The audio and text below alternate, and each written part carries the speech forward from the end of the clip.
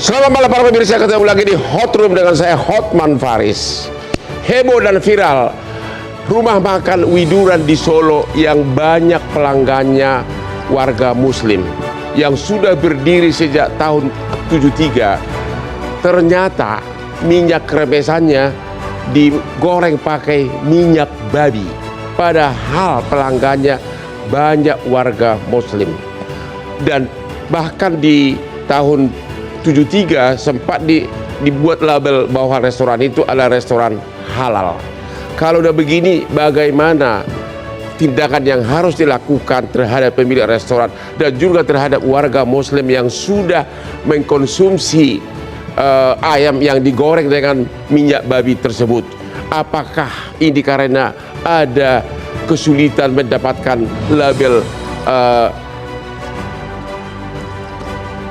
halal tersebut? Dan bagaimana dengan restoran-restoran yang memang tidak halal? Apakah wajib mencantumkan kata non halal? Inilah Hot Room ayam goreng yang viral non halal.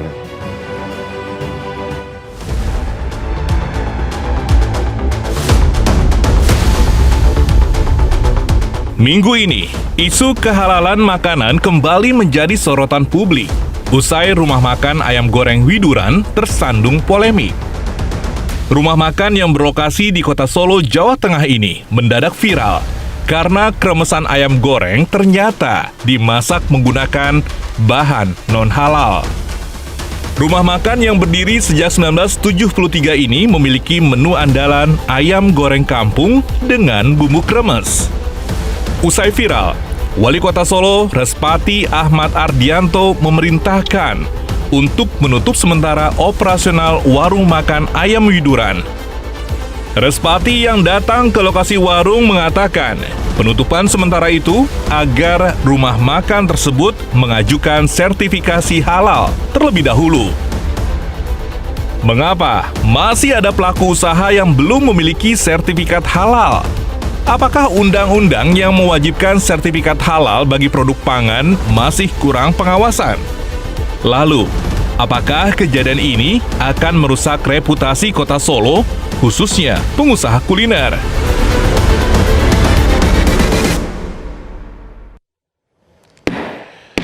Namun, Hotman tetap mengingatkan kepada para pemirsa, jangan lupa minum kopi luwak hitam premium 3 kali sehari dan tanpa gula.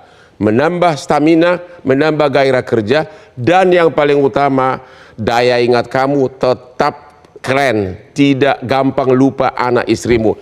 Inilah kopi luwak hitam premium kesukaannya Hotman Paris. 3 kali sehari tanpa gula. Aman di lambung. Pertanyaan pertama kepada Bapak Aminuddin Yakub, anggota Komisi Fatwa MUI, boleh nggak diceritakan fakta kejadian restoran Widuran yang di Solo ini? Bagaimana kronologis kejadiannya, Pak? Iya, informasi yang kita dapat dari media bahwa awalnya ada pelanggan yang mengupload atau menginformasikan tentang ketidakhalalan ini, lalu viral, lalu kemudian dikonfirmasi oleh ownernya bahwa memang betul ada penggunaan minyak yang tidak halal. Nah, barulah kemudian terbongkar fakta-fakta yang mencengangkan. Pertama, ini sudah berdiri 1973, kemudian juga pernah mencantumkan dan menyatakan dirinya halal, begitu kan. Kemudian pelanggan-pelanggannya banyak muslim dan berjilbab, berhijab, bahkan mungkin juga pernah ada pertemuan-pertemuan apa di dalam warung makan itu, begitu. Ya, inilah yang menyentakkan kita semua, begitu, penggunaan minyak babi dalam proses pengolahan ayam goreng itu. Dan sekarang restorannya sudah ditutup. Ya, informasi terakhir kita dapat wali kota menutup sementara itu. Ya, nah karenanya kami dari Majelis Ulama Indonesia meminta bahwa ini ada unsur kesengajaan kami melihatnya. Kemudian ini jelas melanggar Undang-Undang Perlindungan Konsumen, melanggar Undang-Undang Nomor 33 2014 tentang jaminan produk halal. Dan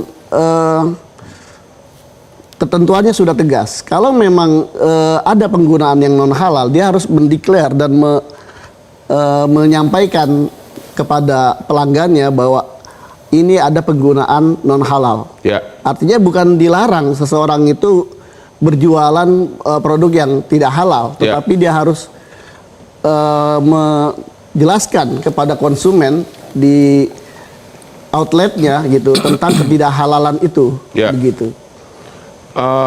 Untuk warga Muslim yang sudah mungkin sering mengkonsumsi yang tidak halal tersebut, apa yang harus mereka lakukan sekarang ini?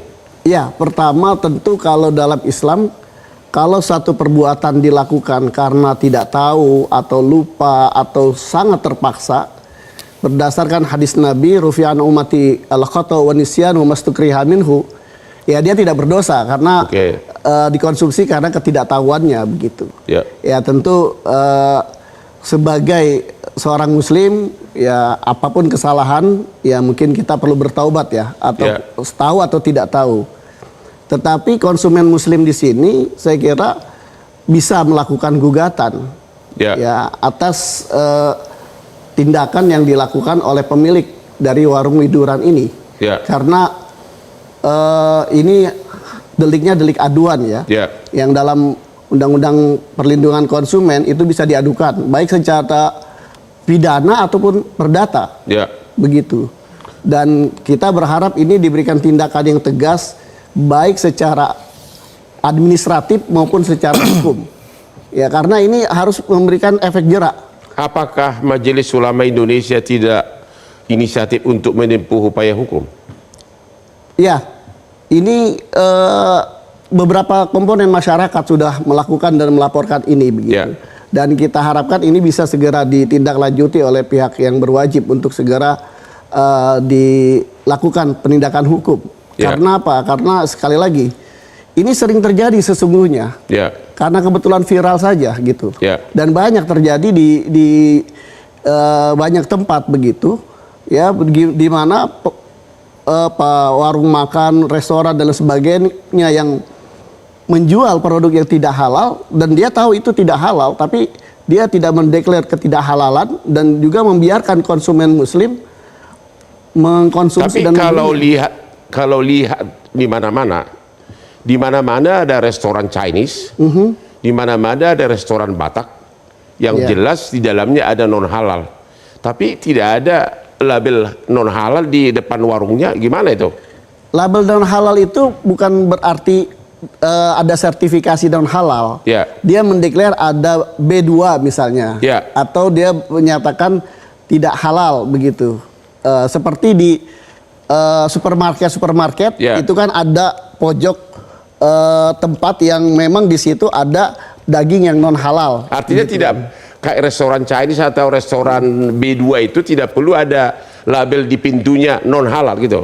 Harus ada kalau memang dia menjual daging yang menggunakan. Tapi nggak pernah di mana-mana ada restoran. Nah, itulah yang kemudian penegakan hukumnya, pengawasan dari BPJPH, kemudian dari Badan POM ini perlu dilakukan.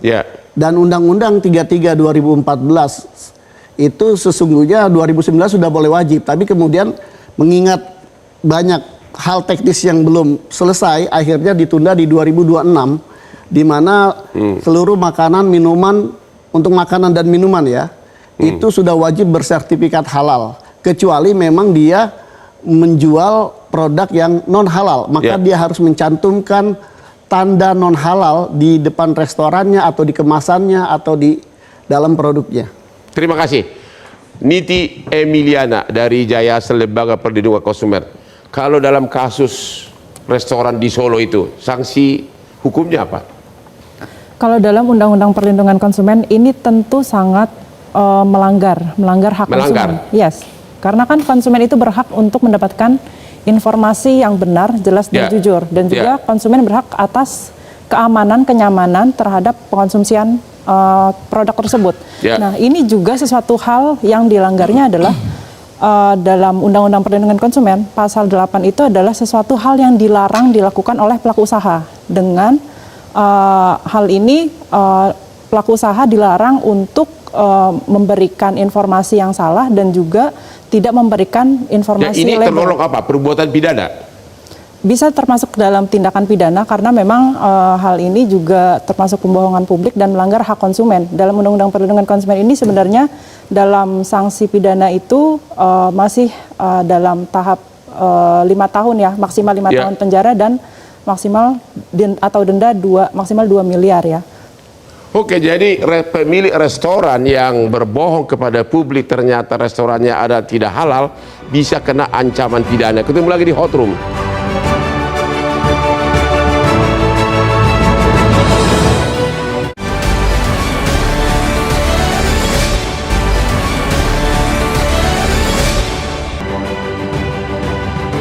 Viral ayam goreng non halal yang telah banyak dikonsumsi oleh warga muslim, padahal kremesannya digoreng dengan minyak babi. Pertanyaan kepada Ibu Niti lagi, kalau ada restoran non halal, terus datang warga muslim duduk di situ, udah jelas-jelas dia adalah seorang muslim, pemilik restorannya diam saja, itu kena sanksi pidana nggak pemilik restorannya? Kalau tidak ditanya, bagaimana kalau ditanya berbohong? Kalau tidak ditanya pemilik restoran diam saja. Ya, tentu yang pertama ini kewajiban dari pelaku usaha untuk memberikan informasi yang benar, jelas. Kalau dan tidak, jujur. kalau lupa, udah lihat jelas-jelas kayak ibu masuk ke restoran, ternyata di situ ada B2 dan tidak diceritakan, itu pidana nggak pelaku restorannya, pemilik restoran? Bisa, karena ini melanggar dari kewajiban pelaku usaha dan Kewajiban apa? kewajiban pelaku usaha untuk memberikan informasi. Oke, ada kewajibannya ya. Ada. Apalagi kalau berbohong ya. Iya, betul. Apalagi dengan sengaja tidak memberikan informasi tersebut, gitu kan? Misalnya Itu sanksi pidana ya. Iya, karena kan misalnya yang datang perempuan menggunakan hijab pasti sudah jelas itu muslim. Ya, udah tahu ada B2, sudah tahu tamunya ya kayak Ibu Niti, tapi diam saja begitu ya. Iya. Nah, ini hati-hati pemilik restoran ini. Oke, Pak Bambang ya. Emang sekarang dengar ada kesulitan dalam mendapatkan sertifikat halal tersebut. Apa itu benar? Ada permainan atau apa? Benar nggak tuh? Sejauh ini kalau kita lihat dari, kebetulan kami kan dari asosiasi pelaku usaha begitu Bang ya. Jadi mengajukan sertifikasi halal itu sebetulnya kalau lihat dari persentasenya mengajukan dalam prosesnya itu sebetulnya saat ini itu tidak terlalu signifikan untuk menemukan kesulitannya, tetapi tidak terlalu signifikan. Ya, jadi kalau kita mengajukan sertifikasi halal itu kan ada beberapa tahap sebetulnya, mulai dari usaha mikro, kecil, menengah sampai dengan ke atas. Nah, kami dari asosiasi menyikapi beberapa problematika permasalahan administratif dan kebetulan memang kami concernnya ada di sana tentang legalitas awal dari para pelaku usaha itu sendiri. Jadi saat ini kami menggunakan program-program kami memfokuskan sudah hampir kurang lebih berjalan 2 tahun Bang. Jadi itu memproses tentang memvalidasi semua bentuk legalitas dari pelaku usaha yang menjadi anggota dari asosiasi. Jadi berapa lama untuk mendapatkan sertifikasi halal? Sebetulnya kalau misalnya semua datanya cepat, itu sebulan itu bisa kelar. Nggak ada perlu permainan uang segala macam. Katanya ada konsultan yang ada kuotanya, ini udah milik konsultan ini, udah milik konsultan ini, benar nggak itu? Nah, jadi kalau dari beberapa case yang ada di kami gitu ya, jadi kita ada ruang konseling namanya. Nah, di situ mereka berbagai macam cerita Bang. Nah, jadi salah satu, bukan hanya salah satu tapi salah banyak kayaknya, hampir beberapa teman-teman itu punya case yang sama. Yaitu apa? Ketika mereka melakukan proses administratif untuk mengajukan proses sertifikasi halal, itu tiba-tiba ditolak oleh sistemnya. Alasan ditolak oleh sistem? Ya. Karena? Ada yang jelas, ada yang tidak jelas. Karena mereka ini Bang, kalau pelaku usaha mikro di bawah, itu ada pendamping biasanya. Kalau mereka melakukan pendaftaran di Dinas UMKM maupun kementerian terkait. Jadi mereka nanti didampingi, setelah itu mereka melakukan input beberapa data, nanti akan ada keterangan dia lolos atau tidaknya. Nah, ketika dia tidak lolos, ada yang mendapatkan keterangan, ada yang tidak. Nah, problematikanya itu adalah ketika yang tidak bisa mendapatkan keterangan. Itu karena apa? Nah, itu dia tidak tahu. Nah, akhirnya dia akan menghubungi pendampingnya nantinya. Ketika dia menghubungi pendampingnya, hanya ada dua di sistem. Dia disuruh melakukan bukan self declare lagi, tetapi dia harus melakukan mandiri atau reguler. Nah, di lapangan ternyata kuota untuk mendapatkan sertifikasi halal itu di beberapa konsultan yang memang itu terjadi di pelaku UMKM, itu mereka mendapatkan kuota, sehingga ketika konsultan didominasi gitu. Iya, didominasi oleh konsultan yang berkomunikasi dengan evaluator. Artinya ada KKN di situ atau gimana? Saya nggak bisa bilang langsung ada KKN di sana, tetapi memang pelaksanaan kesulitan teman-teman di UMKM itu adalah ketika mereka mengajukan proses melalui aplikasi yang sudah tersedia, itu batal, diarahkan petunjuknya itu harus mengajukan reguler. Sedangkan tahapan mereka melakukan sebagai pelaku usaha itu masih under di bawah atau mikro gitu loh Bang. Nah jadi ketika dia melakukan proses, akhirnya datanglah beberapa oknum yang mungkin mengatasnamakan dia sebagai konsultan, akhirnya mengajukan dengan nominal uang yang cukup besar akhirnya. Ya, gimana nih Pak Aminuddin? Untuk mendapatkan sertifikat halal perlu uang nominal yang sangat besar, bahkan kuotanya sudah diborong oleh konsultan tertentu. Benar nggak itu tuduhan itu? Iya, jadi kan untuk sertifikasi halal ini ada 2 jalur. Ada self declare untuk UMK, usaha mikro dan kecil, dan ada jalur reguler yang biasa begitu, yang lewat lembaga pemeriksa halal. Nah, yang self declare ini yang kita ketahui memang disubsidi oleh pemerintah, karenanya gratis. Tetapi ini sangat terbatas sekali. Ya, dalam setahun itu mungkin hanya 1 juta. Gitu. Ada biaya resmi nggak? Tidak ada biaya. Tidak ada biaya. Itu registrasi bisa langsung ke website dalam setahun berapa kuotanya untuk yang self declare? Yang saya baru dengar beberapa waktu yang lalu dari BPJPH itu diajukan 2 juta, tetapi dari atas turunnya hanya 1 juta. Terus yang 1 juta lagi kemana? Ya karena ada efisiensi itu sekarang. Jadi harus ajukan reguler. Nah ini karena keterbatasan itulah mungkin kuotanya habis begitu, jadi tertolak begitu ya. Sehingga disarankan untuk reguler. Nah satu hal yang ingin saya sampaikan di sini adalah jangan pernah percaya dengan adanya konsultan atau jasa halal itu. Karena mereka itu bukan konsultan, mereka calo. Lebih tepatnya calo. Ya sebetulnya setiap pelaku usaha itu bisa melakukan, kalau ingin secara reguler melakukan registrasi dan proses sertifikasi itu secara mandiri. Karena sudah ada websitenya Si Halal, bisa registrasi secara mandiri, memilih LPH, lalu kemudian nanti akan diproses oleh lembaga pemeriksa. Jadi menurut Bapak tidak ada percaloan atau memang ada terselubung? Pasti ada orang yang memanfaatkan ketidaktahuan masyarakat, ada orang oknum-oknum begitu ya. Nah inilah yang perlu kita sosialisasikan dan kita edukasi dan literasi ke masyarakat, jangan pernah menggunakan calo ini. Kalau melalui calo, agar lancar kira-kira berapa duit mendapatkan sertifikat halal? Kalau melalui calo kira-kira berapa yang Anda dengar dari anggota? Kalau dari anggota kami itu rata-rata mereka kisaran dari 6 sampai 15 sampai 20 juta juga ada. 6 sampai 20 juta. Persentasenya ada, yang reguler ada berapa orang, yang hampir semua melakukan, atau gimana? Maksudnya gimana Bang? Dari para pemohon ini berapa persen yang melalui jalur calo harus bayar, atau memang mayoritas atau bagaimana? Kalau misalnya lihat dari kuota, misalnya kami saat ini tuh punya yang sedang berproses saat ini itu ada sekitar 200 sampai 300 pelaku UMKM gitu. Nah, jadi yang masuk itu, yang lolos itu hanya sekitar 30%. Nah, maka yang sisanya itu biasanya karena dia dapat notifikasi untuk bisa melakukan jalur mandiri atau reguler. Nah, itu mereka akhirnya untuk bisa memvalidasi hal tersebut, mereka pilih jalur cepat tanpa dikontrol sama kami, akhirnya bertemu dengan konsultan dan akhirnya berkomunikasi ABCD, ketika udah problem baru datang ke kami.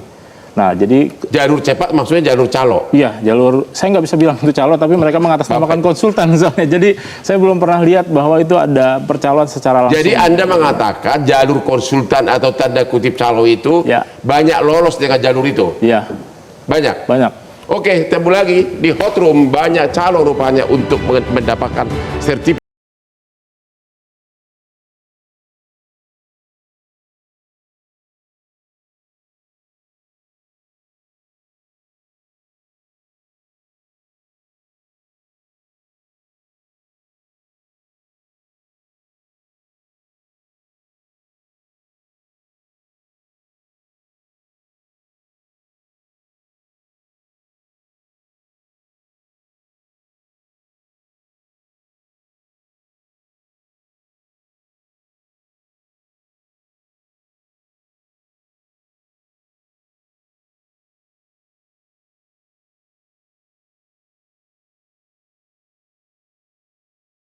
masih seperti umur 30.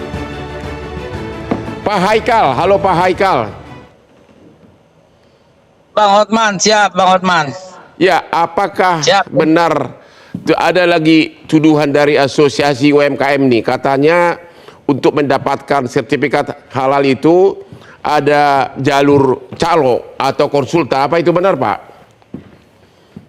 Pada kenyataannya di lapangan, banyak calo-calo berkeliaran yang menipu masyarakat, yang membohongi ketidaktahuan masyarakat.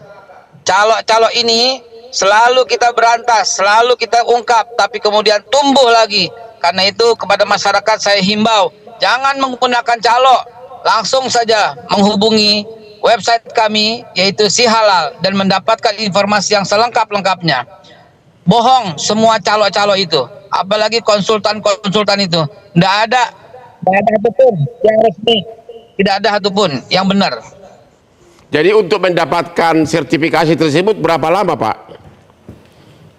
Sertifikat halal bisa didapatkan dalam waktu untuk yang reguler maksimum itu tercatat di Undang-Undang 33 2014 itu 21 hari. Namun pada kenyataannya kami menyelesaikan dalam waktu 11 hari Bang Hotman. Ya. Oke. Terus apakah restoran yang tidak halal, non halal, wajib nggak mencantumkan tulisan non halal di pintu restorannya? Karena kenyataannya banyak benar restoran B2 tidak ada kata-kata itu. Undang-Undang nomor 33 tahun 2014 di pasal 2 menyebutkan makanan, minuman, dalam hal ini produk yang beredar di wilayah Indonesia diperjualbelikan, didistribusikan, itu wajib bersertifikat halal. Apabila pasal 2-nya produk-produk yang tidak halal atau dikecualikan dari kategori yang halal, wajib mencantumkan kata-kata tidak halal. Itu undang-undang yang mengamanahkan 33 2014. Jadi boleh saja orang menjual babi, mohon maaf, boleh saja, namun harus mencantumkan kata-kata non halal atau tidak halal. Jadi di Indonesia hukum berjalan dengan baik, semua bisa kok, nggak ada yang dilarang-larang seperti itu. Boleh silahkan, asal jujur, tidak boleh berbohong. Ingredientsnya apa, umumkan kepada masyarakat, khususnya soal halal dan non halal ini, Bang Hotman. Oke, kembali kepada rumah makan Widuran, ya. Apa tanggapan Bapak terhadap kasus tersebut yang sudah menjual ayam yang kremesannya digoreng dengan minyak babi, sementara tamunya banyak warga Muslim? Baik, ini merupakan penipuan, ketidakjujuran. Masyarakat yang dirugikanlah yang berhak dan bisa melakukan class action terhadap restorannya. Nah, namun tindakannya itu, tindakan yang kita lakukan dari Badan Halal tidak bisa, karena memang yang bersangkutan tidak pernah mendaftarkan sertifikat halal itu. Jadi apakah akan diproses pidana serius atau itu termasuk tindak pidana nggak menurut versi Bapak? Kalau menurut versi kami ini penipuan, ya, ada penipuan karena ada yang menanyakan ini dan sebagian atau karyawan atau orang yang bekerja di sana menyatakan ini halal. Nah, apakah ini oknum ataukah dia mengatasnamakan restoran? Nah, itu yang harus kita selidiki, Bang Hotman. Begitu ya. Jadi Ya. apakah lembaga yang Bapak pimpin akan menempuh upaya hukum atau biarkan warga yang menempuh upaya hukum atau YLKI? Kami tidak bisa melakukan lembaga hukum karena menurut PP nomor 42 tahun 2024, ya, itu hanya bisa kita lakukan kalau yang bersangkutan mendaftar kepada kita dan keluar sertifikat halal, kemudian dia merubah ingredientsnya, itu baru kena pidana, Bang, dan kena denda 2 miliar rupiah. Itu. Tapi kalau yang bersangkutan tidak pernah mendaftar, memang yang bersangkutan memang sengaja untuk tidak halal atau non halal, dan ini dibebaskan, silahkan saja mereka tidak halal selama mereka tidak mendaftar atau tidak merubah ingredientsnya. Alasan mencabut sertifikasi halal apa Pak? Alasan mencabut sertifikasi halal karena yang mendaftarkan itu, apakah perusahaan, apakah restoran merubah ingredientsnya? Ya. Merubah ingredientsnya itu membuat tidak halal, dan itulah kita cabut. Dan kemudian kalau produk itu kita tarik dari peredaran. Terima kasih Pak Haikal. Kita istirahat dulu, temu lagi di Hot Room.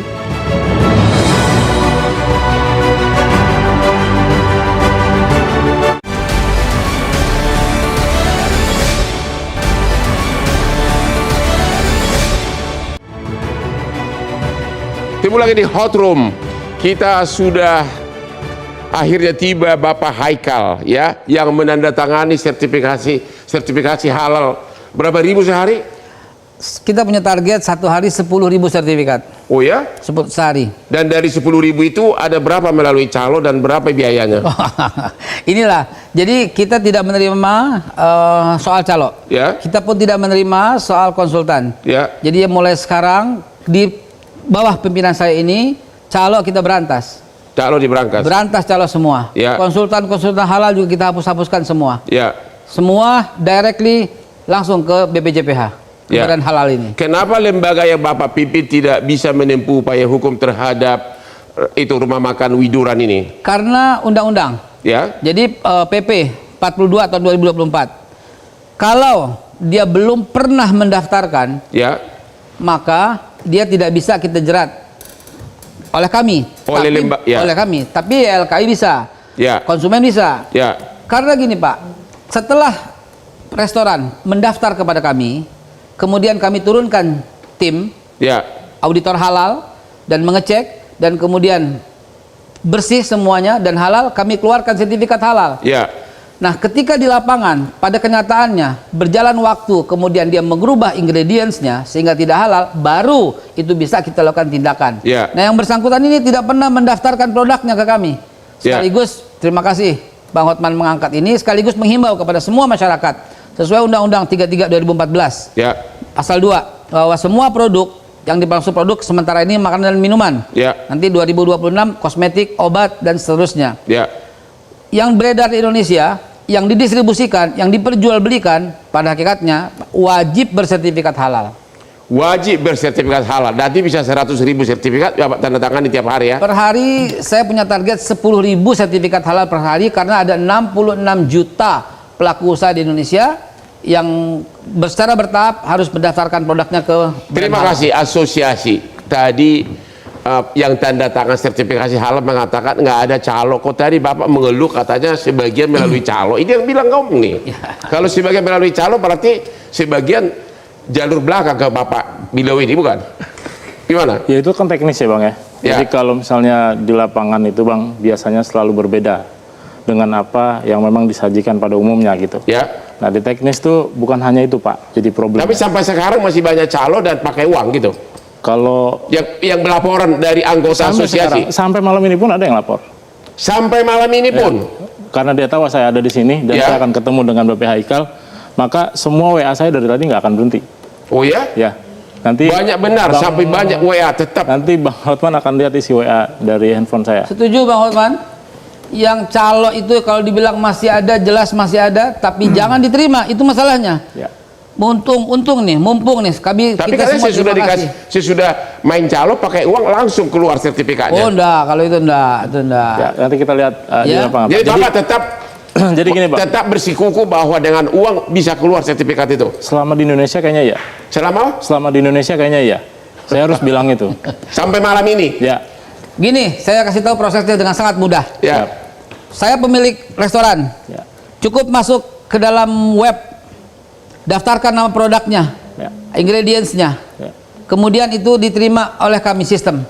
Kemudian lembaga pemeriksa halal akan mendatangi tempat itu. Ya. Kemudian dicek dalam waktu 11 hari. Ya. Apakah ini mengandung unsur yang diharamkan atau tidak. Ya. Begitu mengandung, tidak keluar. Begitu tidak mengandung, sertifikat langsung keluar. Biaya sangat jelas di undang-undang. Ya. Untuk yang mikro hanya Rp230.000. Ya. Dan sekarang ini kami gratiskan sesuai dengan amanah pemerintah. 1 juta pengusaha kita gratiskan. Namanya self declare. Ya. Kemudian usaha yang lebih lagi, yaitu usaha kecil, itu hanya Rp650.000. Ya.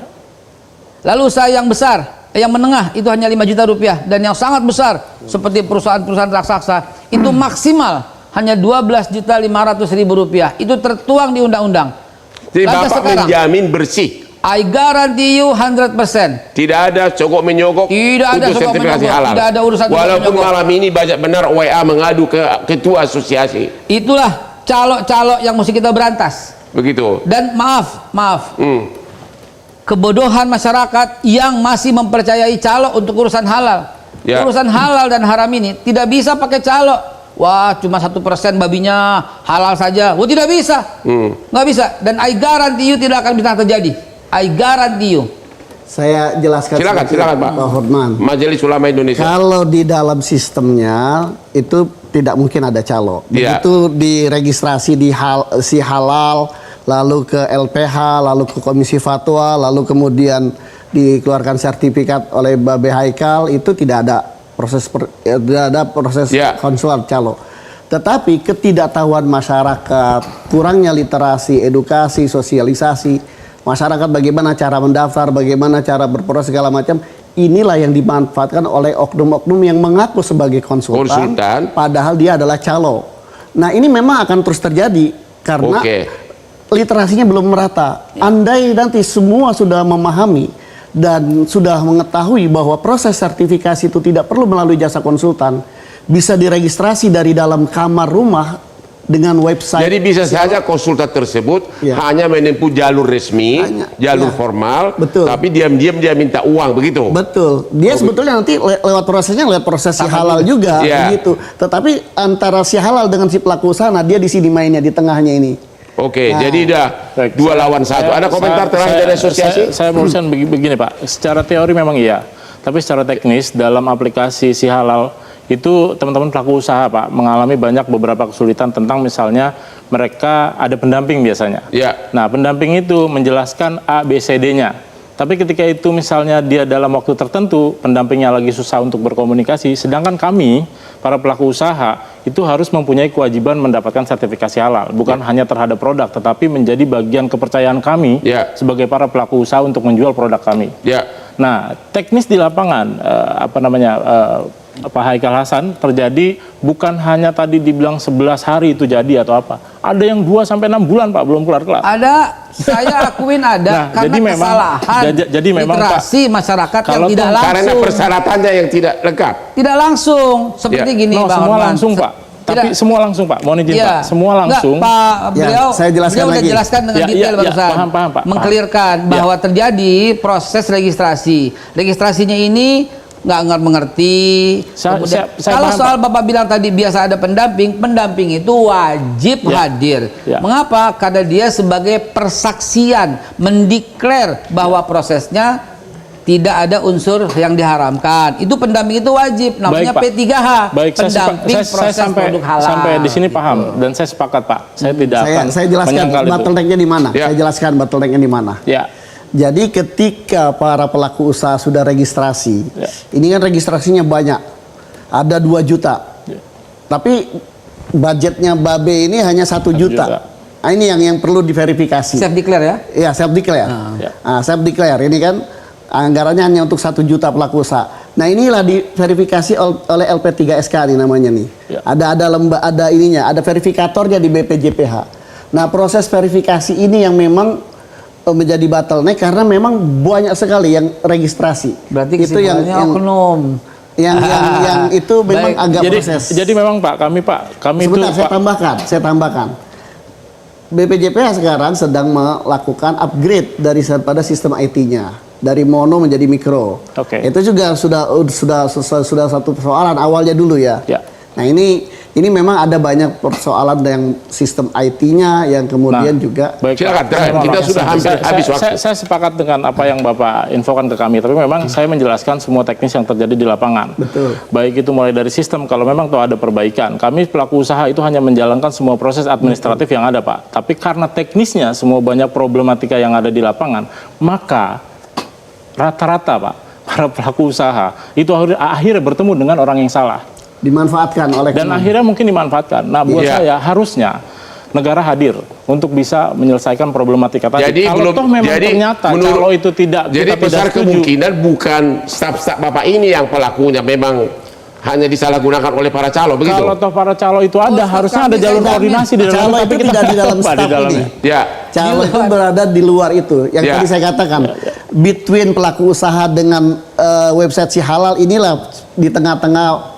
Boleh saya kasih satu clue Pak Hotman? Setengah menit Pak Hotman. Jadi ada satu lembaga yang namanya LPH, Lembaga Pemeriksa Halal. Dalam undang-undang ini LPH ini di luar daripada BPJPH kami. Nah inilah yang kadang-kadang terjadi. Mereka menaikkan pembayaran dan itu kami sedang pantau. Sebentar lagi Bang Hotman, di pertengahan Juni nanti kami akan launching sistem baru kami. Di mana sistem baru kami ini yang betul-betul menggunakan AI, Artificial Intelligence, dan langsung masuk ke sistem dan tidak akan mungkin calo-calo bisa begitu lagi. Kita harapkan semoga bebas dari calo. Terakhir sebagai kesimpulan berupa pertanyaan kepada Ibu Niti.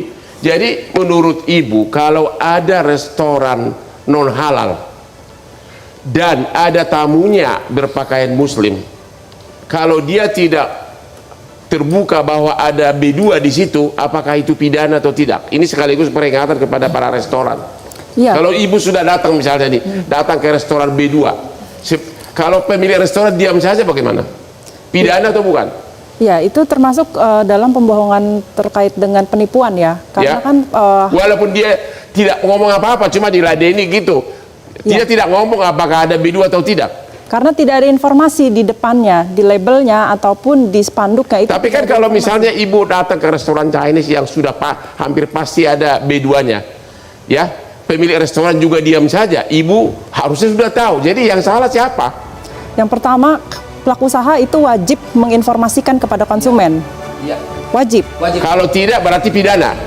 Iya, itu juga di sisi lain konsumennya juga harus cerdas untuk bertanya juga. Oke. Ini peringatan kepada para pelaku usaha non halal, apabila ada tamu saudara yang muslim, sebaiknya Anda secara terbuka mendeklar bahwa makanan yang Anda sajikan mengandung makanan non halal. Demikianlah akhir dari diskusi kita malam ini. Sampai ketemu lagi di Hot Room setiap hari Rabu jam 9 malam. Pak, silakan Pak sini Pak. Ya.